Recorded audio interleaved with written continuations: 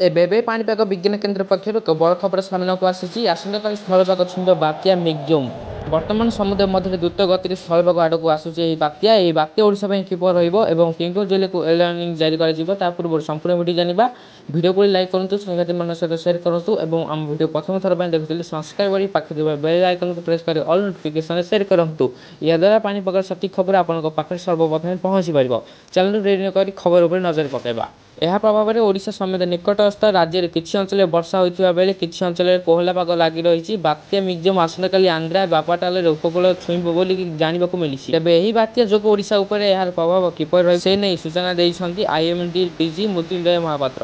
Report ଅନୁସାରେ ଆସନ୍ତାକାଲି ଆନ୍ଧ୍ରା ମିଗ୍ଜୁମ୍ ବାପାଟାଲା ଉପକୂଳରେ ଲ୍ୟାଣ୍ଡଫଲ୍ କରିବ। ସ୍ଥଳଭାଗ ଛୁଇଁବା ପରେ ଏହି ବାତ୍ୟା ସମାନ୍ତରାଳ ଭାବେ ଗତି କରିବ।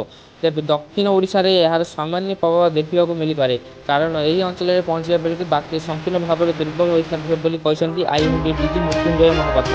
ତେଣୁ ଦକ୍ଷିଣ ଏବଂ ଆଭ୍ୟନ୍ତର ଓଡ଼ିଶାରେ ବାତ୍ୟା ପ୍ରଭାବରୁ ପବନ କମ୍ ହେବା ସାଙ୍ଗକୁ ପ୍ରବଳ ବର୍ଷା ହେବ।